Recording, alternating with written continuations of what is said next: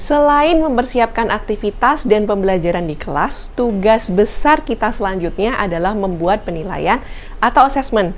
Seringkali penilaian atau asesmen kita buat di akhir aktivitas pengajaran, sehingga kita memiliki waktu yang singkat dan akhirnya penilaian kita sepertinya gitu-gitu aja dan kurang maksimal. Padahal sebenarnya penilaian merupakan sebuah tools atau senjata kita sebagai seorang guru untuk meningkatkan kualitas kelas kita. Karena penilaian bukan hanya mengevaluasi siswa, bukan hanya mengevaluasi bagaimana cara kita mengajar dan materi yang kita berikan, penilaian juga dapat meningkatkan standar kualitas dari kelas kita sendiri. Lalu bagaimana ya membuat penilaian dengan kualitas yang bagus?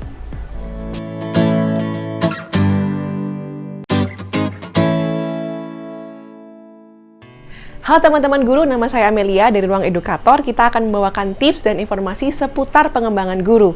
Melalui channel ini, kita harapkan kamu sebagai guru dapat berkembang menjadi guru abad 21 yang transformatif. Oleh karena itu, kalau kamu baru datang ke channel ini, please consider to subscribe. Siapa tahu informasi kita berguna untuk meningkatkan kemampuan kamu dalam kelas, lebih-lebih lagi membawa anak-anak didik kamu menjadi anak-anak didik yang top dan berkualitas.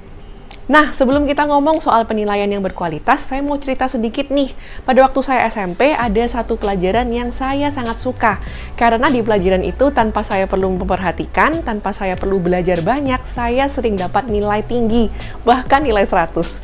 Kenapa kok bisa seperti itu? Karena sebenarnya penilaian atau asesmen yang diberikan oleh guru saya waktu SMP itu sama persis dengan catatan yang diberikan di papan tulis.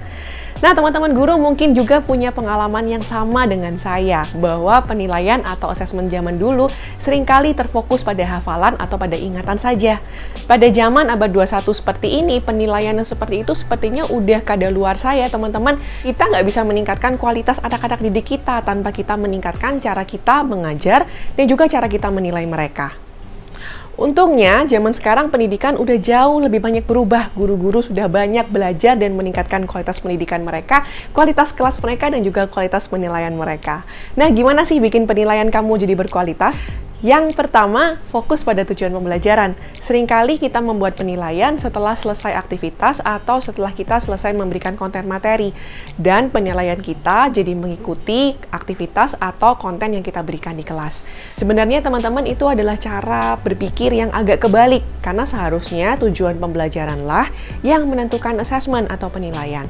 Dan asesmen dan penilaianlah yang membantu kita menentukan aktivitas dan konten-konten pembelajaran yang kita akan berikan kepada anak-anak di dalam kelas. Karena penilaian sebenarnya adalah bagaimana anak-anak kita bisa menunjukkan bahwa mereka telah mencapai tujuan pembelajaran yang kita tetapkan. So, yang pertama jangan lupa untuk fokus pada tujuan pembelajaran. Yang kedua, penilaian yang berkualitas adalah penilaian yang relevan dengan kehidupan anak-anak.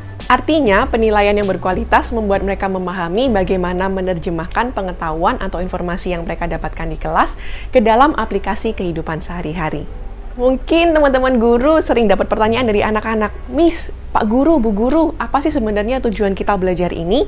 Nah, kalau anak-anak kita tanya pertanyaan seperti itu, artinya mereka masih kesulitan mengubah apa yang mereka ketahui di dalam kelas melalui praktek nyata dalam kehidupan sehari-hari.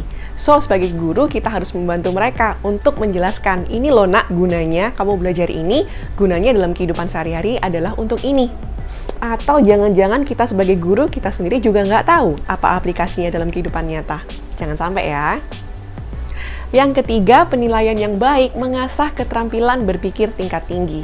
Saya rasa term higher order thinking skill sudah cukup familiar pada teman-teman guru. Penilaian yang berfokus pada hafalan dan pemahaman sebenarnya adalah penilaian yang berfokus pada kemampuan berpikir tingkat rendah. Kemampuan berpikir tingkat tinggi termasuk di dalamnya adalah analisa, evaluasi, dan bahkan kreasi. Penilaian yang baik membuat mereka berpikir. Sekali lagi, penilaian yang baik membuat mereka berpikir. Nggak kayak saya tadi ya, nggak perlu banyak berpikir, hanya hafal saja, saya bisa mendapatkan nilai yang baik di kelas. Nah, penilaian yang baik membuat mereka menganalisa soal-soal tersebut, mengevaluasinya, bahkan mungkin mengambil sebuah keputusan atau bahkan menghasilkan sebuah ide yang kreatif. Bagaimana penilaian kita selama ini? Teman-teman guru tentu saja membuat soal-soal atau membuat penilaian yang berkualitas membutuhkan lebih banyak waktu. Membuat soal-soal yang hanya berfokus pada hafalan jauh lebih mudah dan jauh lebih cepat. Tetapi pertanyaannya, apa tujuan kita mengajar? Bukankah untuk mentransformasi anak-anak kita menjadi sumber daya yang berkualitas dan berakhlak mulia? Oleh karena itu, yuk bikin penilaian di kelas kita menjadi lebih berkualitas. Selamat mengajar!